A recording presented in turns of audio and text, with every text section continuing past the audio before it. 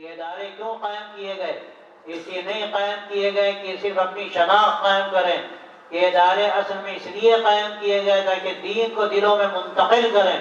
دماغوں میں دین کی شمع روشن کریں، لوگوں کے اندر وہ ایمانی حرارت پیدا کریں. اس کی ضرورت ہمیشہ رہی ہے اور قیامت تک رہے گی. حقیقت میں یہ ادارے دین کے خادم ہیں، یہ مخدوم نہیں ہیں. حقیقت میں مخدوم ہمارا یہ دین و شریعت ہے جو ہمارے آقا حضرت محمد عربی صلی اللہ علیہ وسلم نے ہمیں ایک نمونے کے طور پر دیا. میں آپ سے کیا کہوں، اس وقت کے جو حالات ہیں ہمارے پورے اس ملک کے، آپ کے اس صوبے کے اور پوری دنیا کے، یہ حالات ایسے تھے کہ ہماری نیندیں حرام ہو جاتی، ہمارے اندر ایک سودا سما جاتا دین کے لیے اپنے آپ کو آگے بڑھانے کا. یہ حقیقت میں اللہ کی طرف سے ایک تعزیانے ہیں. اور قرآن مجید میں اللہ تبارک و تعالیٰ فرماتا ہے وَلَنُذِيقَنَّهُم مِّنَ الْعَذَابِ الْأَدْنَىٰ دُونَ الْعَذَابِ الْأَكْبَرِ لَعَلَّهُمْ يَرْجِعُونَ. کہ آخرت کے اس عذاب سے پہلے، اس بڑے عذاب سے پہلے ہم دنیا کی مصیبتوں میں مبتلا کرتے ہیں.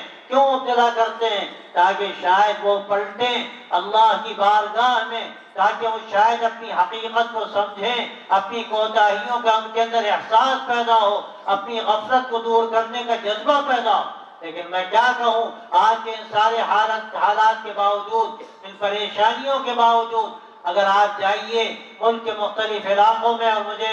اس کا موقع ملتا ہے مختلف صوبوں میں اور مختلف علاقوں میں جانے کا، بدنامی کی حد تک میں مختلف جگہوں کے سفر کرتا ہوں، میں دیکھتا ہوں کہ جو ہمارے اندر ایک بیداری پیدا ہونی چاہیے، ایک تبدیلی پیدا ہونی چاہیے، وہ تبدیلی نظر نہیں آتی. میں آپ کو یہ پیغام دینا چاہتا ہوں، آج کے ان حالات میں اگر ہمارے اندر بیداری پیدا نہ ہوئی، اگر اپنی اصلاح کی کوشش نہ کی، اپنے اندر جو وہ خرابیاں ہیں جس کے نتیجے میں ہمارے چہرے داغدار ہیں، ہمارے دامن تار ہیں، جس کے نتیجے میں ہمیں اسلام کو بدنام کیا، اپنے بزرگوں کو بدنام کیا. میں آگے بڑھ کر اگر یہ کہوں کہ ہم نے حضرات صحابہ کو بدنام کیا تو شاید یہ غلط نہ ہوگا. اگر آج بھی اپنے اندر ہم نے بدلاؤ پیدا نہ کیا، آج یہاں سے ہم یہ پیغام لے کر نہ گئے کہ ہم یہاں آئے تھے ایک دینی جلسے میں آئے، اور یاد رکھیے یہ جلسے کوئی رسم کے طور پر انجام نہیں دیے جاتے، کوئی جشن نہیں ہے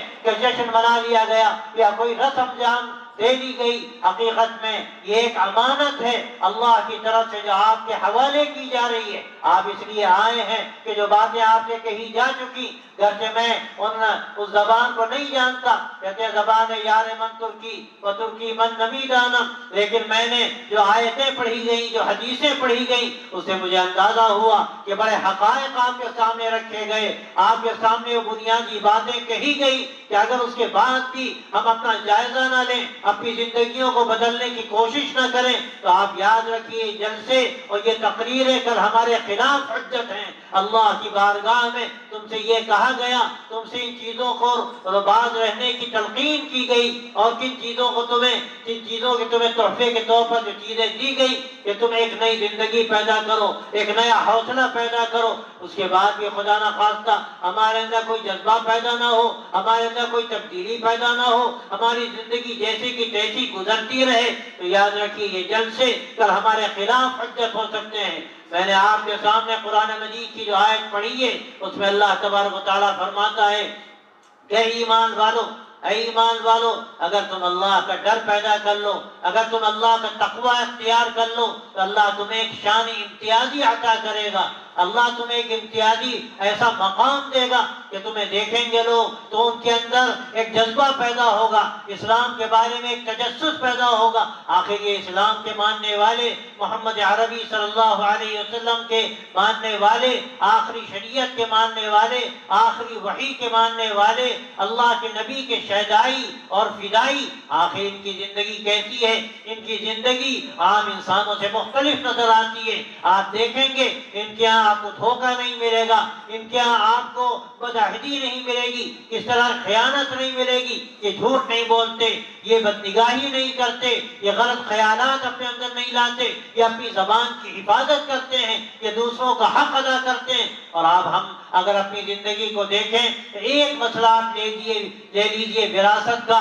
آج ہم کتنی کوتاہیوں کا شکار ہیں اس مسئلے میں۔ ہم میں کتنے اچھے اچھے دینداروں کو آپ دیکھیے، وراثت کا نظام ان کے بالکل غیر اسلامی نظر آئے گا۔ باپ کا انتقال ہوا، ماں کا انتقال ہوا، اللہ سب کو عمریں دے، لیکن بہرحال یہ دنیا فانی ہے، سب کو جانا ہے۔ اللہ تعالیٰ نے قرآن مجید کے اندر وراثت کے نظام کو جیسی وضاحت کے ساتھ ایک جگہ پر بیان کر دیا، میں اکثر کہتا ہوں کہ نماز و روزے کا بھی شاید آپ کو ایسی وضاحت کے ساتھ ایک جگہ پر بیان نہیں ملے گا، لیکن آج ہماری زندگی ان حقائق سے خالی ہے۔ ہمیں اگر اپنا ہم جائزہ لیں تو ہم وراثت کو شریعت کے مطابق تقسیم نہیں کرتے۔ ہم میں کتنے بھائی ہیں جو بہنوں کو حق دیتے ہیں، اور جو اصحاب الفروض کہلاتے ہیں، جن کے حقوق کو اور حصوں کو اللہ نے متعین کر دیا قرآن مجید میں، ہم ان کے حصوں کو کتنا ادا کرتے ہیں۔ کہ میں نے ایک مثال دی وراثت کی، اور اگر ہم نے حق ادا نہیں کیا، ہم نے بہن کا حق کھایا، اپنی ماں کا حق کھایا، بھائی کا حق کھایا،